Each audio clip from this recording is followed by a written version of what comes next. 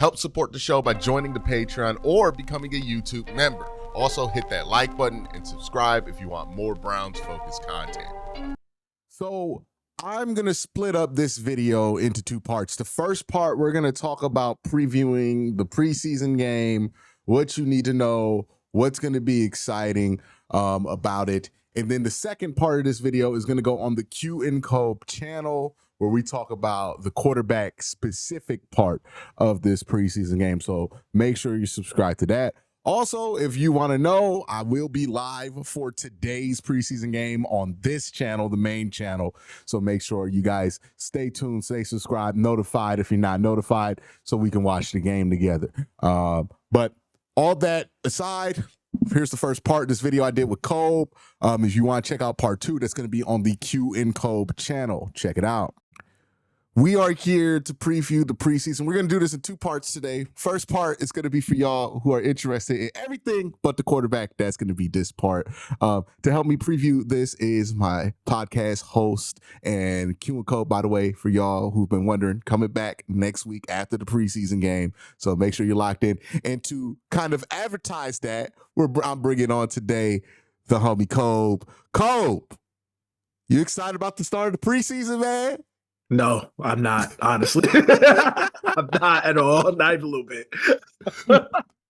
I'm a sicko, so I'm excited about any football being played in front of me on my screen. I was excited to watch camp. You know, I was like talking to somebody. You could fill in the blanks because I think you know exactly who I was talking about. I was talking to somebody and they were like talking about how bad it is. And I was like, hey, shit, this dream come true for me, dog. Like, what you mean? Like, I'm at Browns camp right now, like right next to the players. And like, I just dapped up the director of PR. Like, this shit is a dream come true to me. Like, I don't know about you. Like, that man did not want to hear it. That man wanted to hear nothing of it. He was like, no, it sucks here. Like, I was like, damn, this ain't fun to you. I'm glad you had a great time, Q. I'm glad you had a great time. That's all that matters. Time. It was fun. You know, I got to see Harold Fade and Rap Block. I was like, oh shit. Like, you know, but I just love football. But anyways, the Browns play a preseason game today. We don't know exactly who's going to play. I would assume any starter that you can recognize probably not going to play, right? That's kind of been the Kevin Stefanski week 1 playbook with preseason. First of all, let's just talk about, how do you feel about not playing the starters in the preseason? Because every time they don't do this, I get inundated with comments talking about how the Browns are too sorry to not play their starters in the preseason. Are you one of those people who feel that way, or do you think the physicality that they had in camp so far is like enough to make you feel okay with not doing that? I mean, I definitely feel more comfortable now that I know that this has been a way more physical camp in general than they've had since Kevin's been here, since he's been the head coach.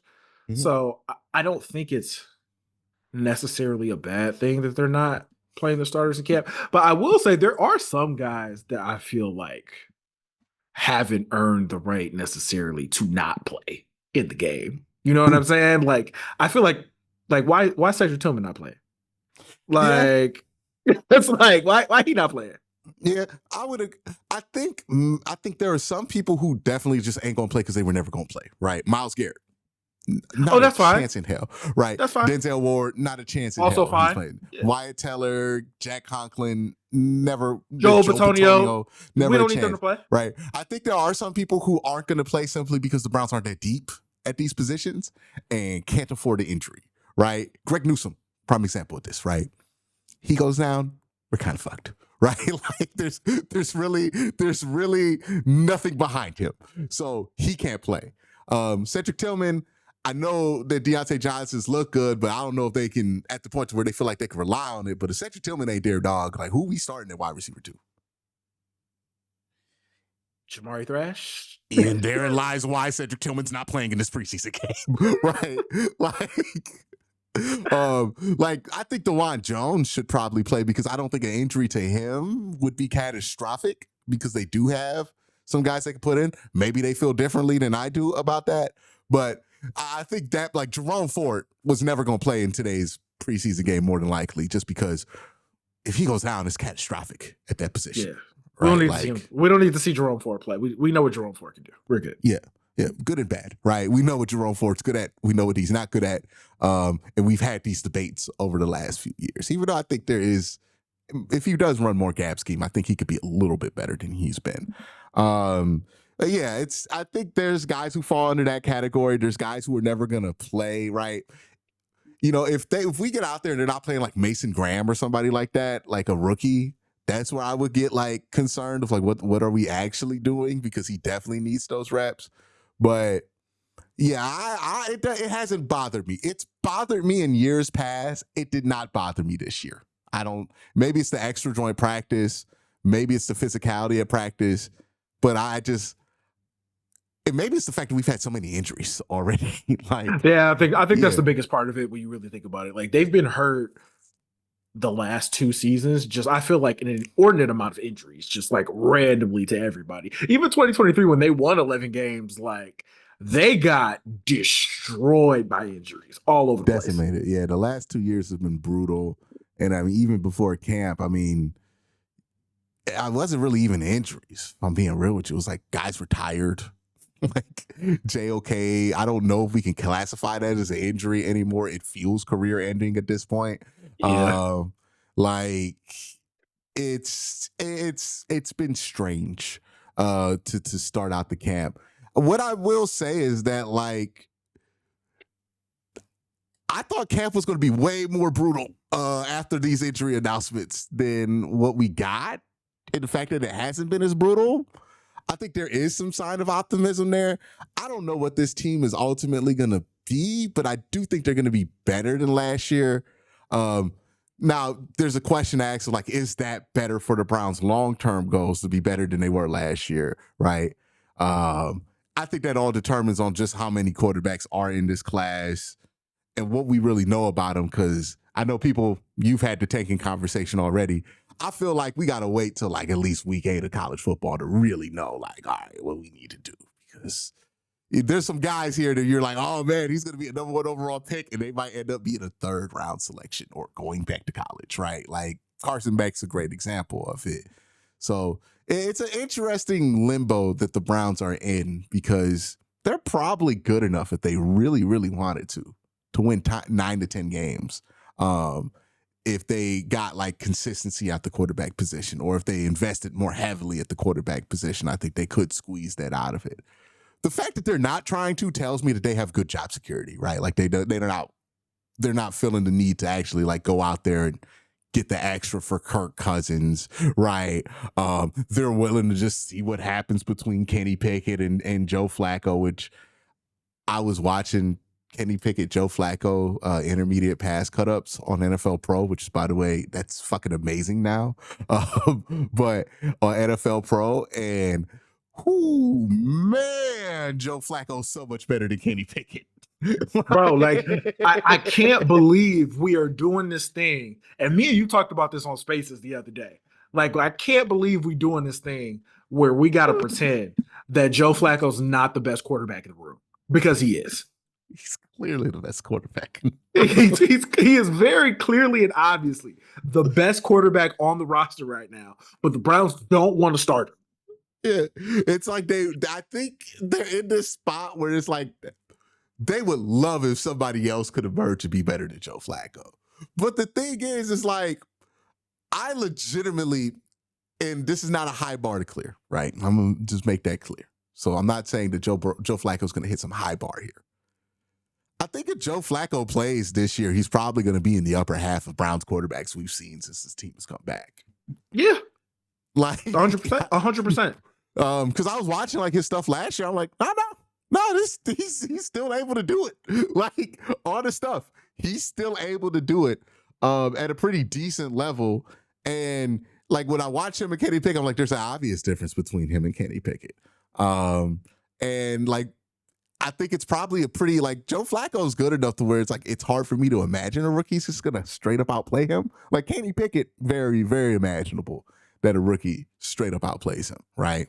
I think it's possible that Shador Dillon could play Kenny Pickett. But Joe Flacco, I mean, like, I don't think anybody's going to clear that unless he gets like decrepit by the end of the season. And I don't know what they're doing, what they're gonna do with that, because there's really no future in starting Joe Flacco, but he's clearly the best quarterback there. Okay, so I just want to throw this stat out there for you. Joe Flacco, in his last 17 starts, which would be a full season, his last 17 starts in the NFL. You want to guess the stats? Oh, it's got to be an even touchdown interception ratio, right? Or like, it's got to be like 18 and 15 with like 4,000 yards passing or something like that.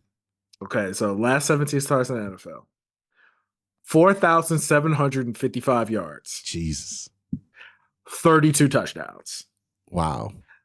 Now, in those 17 starts, 7-10, 5 double-digit losses, and 29 total turnovers. Yeah, including fumbles and interceptions. I don't see the breakdown of of interceptions versus fumbles, but 29 total turnovers. Still positive though. 32 touchdowns. Like, I was looking at his CPOE and his EPA, and I think in CPOE last year, intermediate passing, he was like 6th in the league. And I'm like, he's not, like, that's the thing with Joe, is like, there's clearly something still there, right? Like, there's things he can do and things he can do well, but you also have to understand the negative that you are going to get with Joe.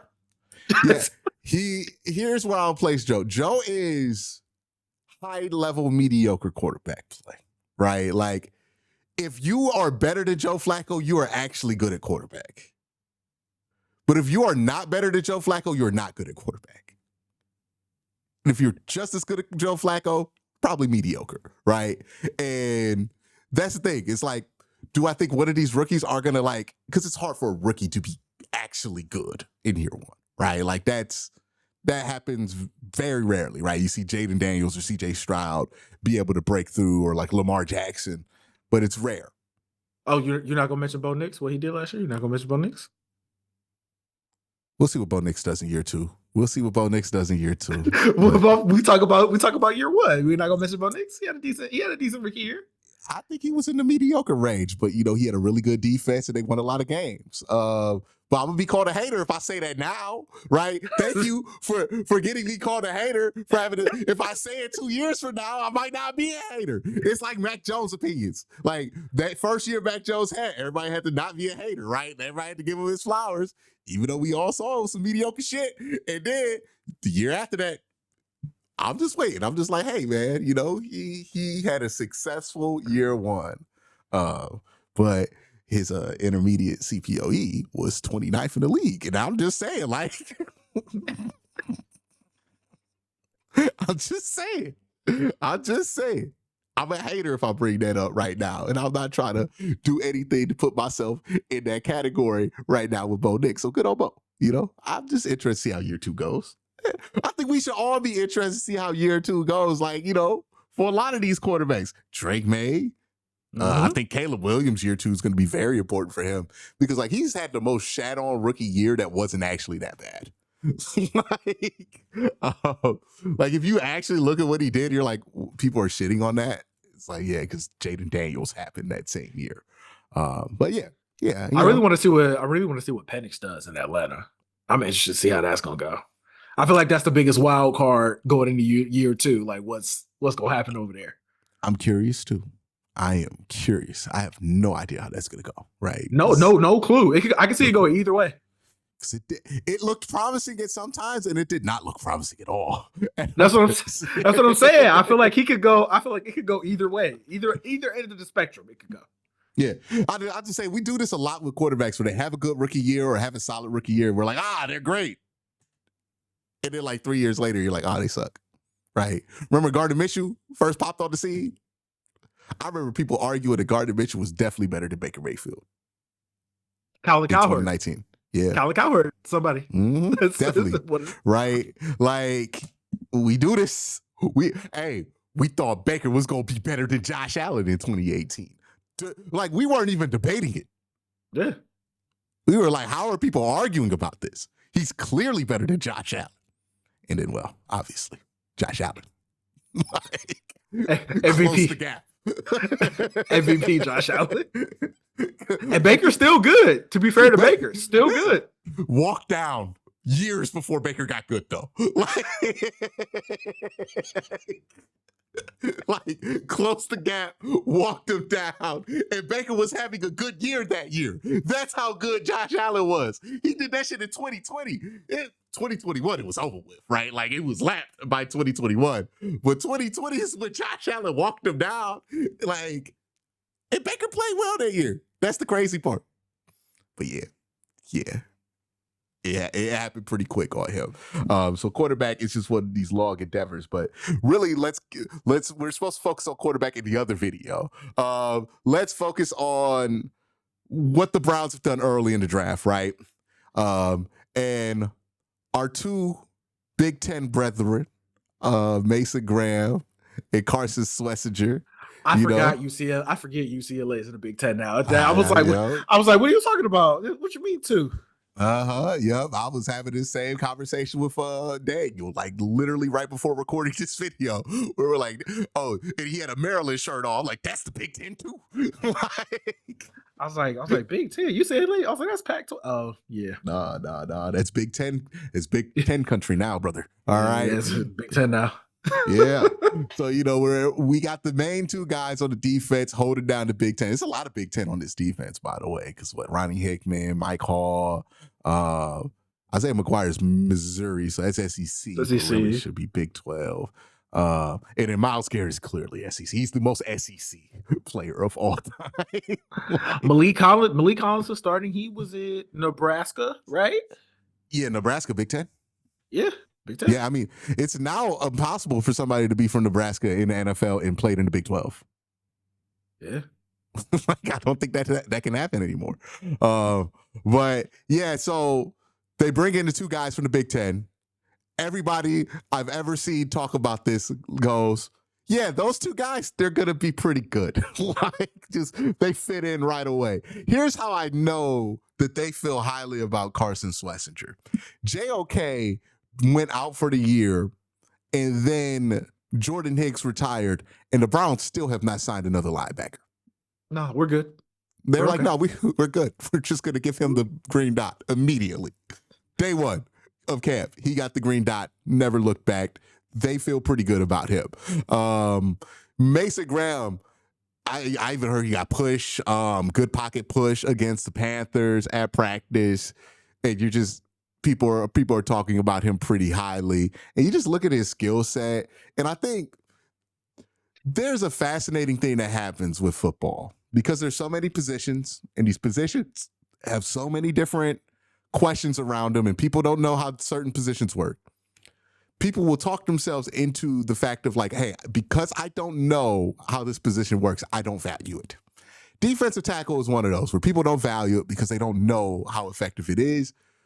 But it's still one of the most effective positions on anything on the defensive line is super effective towards what an offense is going to do, right? It doesn't matter because he's in the inside. Like, you can fuck up more stuff from the inside than you can from the outside at times, depending on how teams play you, especially when you got an alien in Myles Garrett sitting on one of those edges. So it's been fascinating. People are like, oh, well, he's a defensive tackle, so it's not as impactful. But I look at this as like, he's a defensive lineman. And you draft defensive linemen if you think they're going to be elite in the top 5 pretty routinely. What are you most excited about with that pairing between him and Myles Garrett from your perspective? So I'm glad you're talking about like how people evaluate the defensive tackle position, because like I'm never going to say sacks don't matter, but the sack numbers for defensive tackles aren't the end-all, be-all to determining whether or not they are playing well. Mm-hmm. With that being said, Mason's playing next to Myles Garrett. So I'm anticipating him getting like a handful maybe even like 2 handfuls of cleanup sacks throughout the season. Just like, hey, we worried about Miles. He get that one-on-one, or Miles forces the quarterback to step up in the pocket, and then Mason just kills him.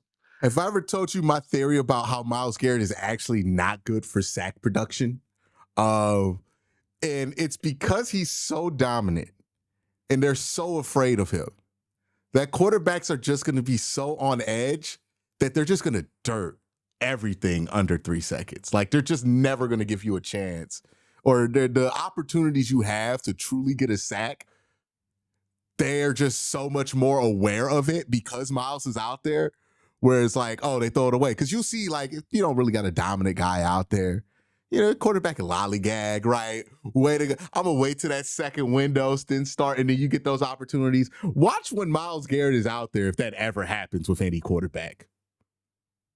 It's like always, oh shit, like it's always like a panic throw out, and I'm like, I wonder if that's just not good for sack production. At the end of the day, is that quarterbacks are so on edge that they're like, no, not going to be me. Like, it's almost Remember like the corner. The Jets game? Remember Yeah. the Jets game in 2023 that they clinched the playoffs? Who was the quarterback? Who was the quarterback that game? I can't. Was it Simeon? Was it Trevor I think Simeon? it was Trevor Simeon. He was getting rid of that bitch immediately. And sometimes it still didn't matter. Like, sometimes Miles still got there. He was, as soon as they snapped it, throw it. Yeah, like, because I put out the tweet, I'm like, I wonder if there's like a level of just like great that you could be on the defensive line before it just doesn't matter anymore. Because it's like, I'm just gonna get rid of the ball. Like, I'm just not gonna let this happen anymore. And yeah, like, I don't know if he's gonna get that many opportunities for cleanup sacks, because I don't know if any quarterback is gonna be stupid enough to think that they could dodge Myles Garrett and still get rid of the ball. Oh, there's absolutely going to be a few. There's going to be a few of them who think they can. 100%. There's going to be like 1 or 2 that do, like Cam Ward, that first time he go up against Miles, like, if he ain't learned before, he's going to have a learn moment with Miles. But you notice, remember how Justin Fields looked when he first played Myles Garrett? Good God. Remember the second and third time he played Miles? He went from holding that ball to every play. Like, I'm tapping X. That's what he looked like out there. It's a lesson that people learn fast, right? Hell, I think it's going to be helpful for Shador, right? We talk about him holding on to the ball. Put Miles out there in the live rep with him. He'll get rid of the ball. You notice all these Browns quarterbacks at camp, they're getting rid of that bitch. Okay. Yeah. They know what's coming. Mm-hmm. Which is another thing I don't think has been talked about because of all of this. Myles Garrett looks better. like I don't. You were saying that coming out of camp. You were like, "Hey man, I think Myles got better." Yes, it was so obvious. Like, they would limit his reps because it'd be like, it's useless to have anybody rep up against him in a 1-on-1. But like, immediately, wash, right? Whoever's on him, just like so cleanly. And I don't even think they let him do 1-on-1s against Carolina at the joint practice. But it's like, yeah, he looks better than he's ever looked before. Every clip you see of Miles is him just demasculating somebody. And he's probably going like quarter speed. Like 3/4 speed. Like, he's probably not even going full speed, because when he goes full speed, you're like, why did he do that? Like, there's no reason for you to have to do this. Like, yeah. True freak of nature. Freak of nature. At like 315 pounds. It's he looks better than he's ever looked. And I don't think that's been discussed enough. That like maybe what we thought is prime Myles Garrett, not even close to prime Myles Garrett. Like, and this is why I say, if that's what he looks like all season, there's no shot any quarterback holds that ball for like more than 2.5. No shot. Maybe like Aaron Rodgers, because he's like experienced enough and stubborn enough to force it. But like, no quarterback who has to listen to their coach is going to hold that ball for any considerable period of time. That shit is going to be out so quick. And if you're the DBs, hop. Just get ready to hop stuff, because that shit is coming out fast. They aren't running anything to the second level. Like, it's... Yeah, it's It's insane. And like Mason's looked good. I think Malik Collins has looked good. Isaiah McGuire has looked good, and Miles looks better than he ever has. And I'm like, man, that seems important. Like, that seems like that's going to affect stuff on Sundays. We're not talking about it at all because everything is like quarterback so focused. But I think that's interesting. I have another one I want to break out on you, right? Because you have a little bit of a different perspective on this. You've been talking a lot about wide receiver, right? Mm-hmm. And I was watching people talk about joint practice, and they're like, Jerry Jeudy looks pretty good. We know David Njoku's pretty good. Cedric Tillman, when he's gotten targets, was really productive last year, right? I think if you take the 5 games he actually got targets, multiply that out by 17, it's like 1,100 yard season. So he was productive when he was targeted. And Deontay Johnson, if he can stay on the team, will probably be pretty productive for you, more productive than like Elijah Moore. I know people are concerned and focused on this passing game. I'm looking at that passing game, and I'm like, I can see it living up to its promise for this year, which is not that much. This run game, I'm like, hey, anybody gonna ring the bell on this shit? It's not looking great. They didn't really break anything off versus Carolina, which was a concern for me.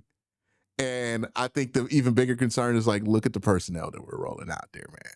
Like, we're really putting a lot on Quinn Sean to come straight out of court, like, and start hooping, which, like, I don't think it's going to happen, right? I think we're probably talking about a 6-week suspension and probably another 4 weeks of revving him up to full speed. Yeah, I'm not entirely sure. Bro, I saw Breece Hall asking for a trade. I'm like, we need to do that. Okay. I'm not entirely sure what they are going to do with the run game, or even like with the running back position. We know what Jerome Ford is at this point, man. Like we know what that's about. Home run hitter, right? Like, that's what he is. He gonna get his one explosive run a game. Every Strikeout, game. walk, home run, or double play, right? Like 4 options for Jerome Ford on every play. I'll say he either get a home run, he'll get you a triple. You know what I'm saying? He'll get like a 70-yard run in there, get stopped at like 10, something like that. Or he gets you a double play. Like, you're definitely nervous. If Jerome Ford were a baseball player, you definitely are nervous with the runner on first and Jerome Ford out, because you could get 2 points. You could end any. You never know. You never know. He is like the Travis Hafner of running backs. It's like, I have no clue, but I know he's not legging that shit out the first. I will say I am interested in seeing what Dylan Sampson can do. Mm-hmm. But I don't think that Dylan Sampson is an every down. I never thought he was like an every down running back. And clearly the Browns didn't either, because that's why they took Quinn Sean first in the second round, and they took him later. And I get so many comments because like people only focus on the height here, right? Because I got another one the other day where it's like, well, I don't get it, Quincy. You say that Dylan can't be a every down running back because he's 5'9", and Ashton Jeanty you think can be. I'm like, because Ashton Jeanty is 228.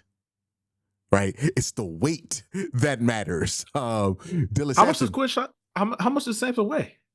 200. Yeah, nah. They ain't gonna do it. They ain't gonna do it. Jerome Ford's 215, and people talk about he's too light. Yeah, it's not gonna do it. Yeah, I think Jerome Ford probably got up to 220 this summer because he looked a little bit bigger.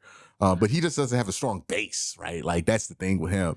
When Dylan Sampson has a pretty good base, it's just he's only 200 pounds, which is an issue, right? Like, it's not prototypical day one starter NFL shit. Like, Quinn Sean is that because he's 5'10" and he's 230 pounds and he's 30. Like, you look at him, that boy's 30, right? Like, that's just not where Dylan is. And he might be good year one, but I just don't think you can just bank on it. Like, that's not one of those guys you could just bank on. And right now, I'm like, are they not in this situation to bank on him? Because, like, you trying to get to 500 carries. How exactly are you going to do this? My theory is they're not going to get to 500 carries. They're going to get to 400 carries. But like 100 of these pass attempts are going to be basically runs. Yeah. Screens to David Njoku, end arounds, a lot of screens. They're gonna run a fuck ton of screens, I think, this year. That's my guess, right? A lot of extension of the run game type stuff that's gonna come from the quarterback position. And it's probably why Kenny Pickett is more attractive to them than he would be to most teams, because you're going to be asking probably 25% of your passes to be that throughout the given season. So that kind of makes sense. That's why Dylan Gabriel probably makes sense, because look what he did at Oregon. It's basically what they do what you're going to do a lot of in Cleveland, right? Where it's like throw to the tight end here or there, do some play action, but really just dump it off. Like, the Browns offense and every decision they've made on offense starts to make more and more sense once you realize, oh, they're going to just focus on yak a ton. Like Harold Fainin, yak, run that mesh, right? run that drag on mesh, right? With Jerry Jeudy opposite of you, make it an easy read for your quarterback to leverage the linebacker, and then boom, just get the ball in somebody's hand. It's going to be a lot of that. Because I just don't think they have the horses in that running back room to be able to lean on it. Now, when Quinn Sean was here, they were high on him. I just talked to Daniel. He said that people in the building were comparing him to Nick Chubb early on. We'll see what we get to see out of him. You know what I mean? Like, it's very much up in the air, but I'm just surprised they haven't made a move to temporarily fill that gap. Like, I get not wanting to go Breece Hall because that feels like a permanent move. But like, what the hell? Why not Gus Edwards? We can't bring Gus the bus on to do some short yardage runs for like 8 weeks. So what I heard is that like they're expecting to get Quinn Sean back pretty soon here, but I don't know what that I don't know what that looks like even when he's back in the building. Like, I don't know what that means for the season, because they've got a whole thing that they got to work out, and Rodgers coming down with some punishment. Let's be honest. He's coming down with some punishment here. I am not reporting anything. I am not sourcing anything. This is one of those classic Q and Cole. We don't have sources. Don't put us on the ticker, because we're not going. If we had them, we're not going to tell you who it was, right? I do know that there is a belief that this might be something, if they let it play out legally, could land more in the favor of Junkins than what they think it is right now. And that's why he's not in camp. We will see. I'm not reporting it. I'm not even saying I officially heard it from somebody. I'm just saying that, it's out there. TBD. We'll see what happens with that. That is something to put a pin in there, right? But yeah, they're putting a lot on Quinn Sean. He's such a question mark. And look, I'm pretty confident that he's going to get back and probably look fine at camp, like whenever he gets back, if he gets back during camp, because he's very experienced, right? They're not asking him to do anything new, but the question is, like, when is he going to play? Right? And like, here's the weirdest thing about this. Have we not acknowledged how awesome this draft looks already? I've been saying this for so long.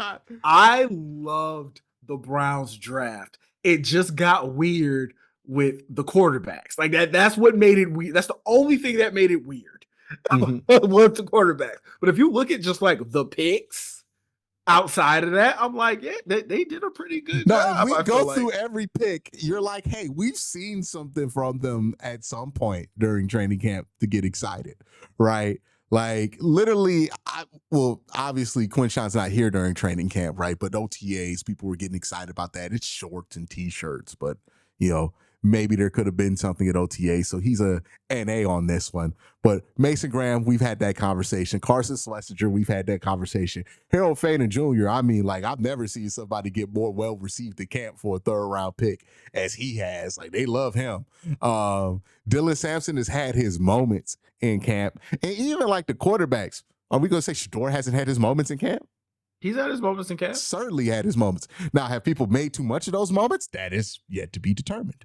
We'll talk about that in the next video. But even Dylan Gabriel, like, for as much as like, look, Daryl Ryder's a nice guy. I had a fun conversation with him while I was at camp, and he seems like genuinely a good guy. So I don't want to shit on too much. But like outside of like Daryl Ryder, like being like obscenely against Dylan Gabriel, I've heard people say that like there's been a couple of days where Dylan Gabriel looked like the best quarterback here, right? Like I've heard that too. Actually, I've heard that from somebody who's been at every single training camp practice. I'm pretty sure we're talking about the same person. Like we're probably talking about we might be talking about two different people, but we know who we're talking about. We know who we're talking about. Yes. So they said that there's been days when Dylan has legitimately been the best quarterback there. It was just like the two most recent practices in Cleveland when he was going up against the first team defense. They was like, it was rough. It was rough. It was bad. To be fair, they also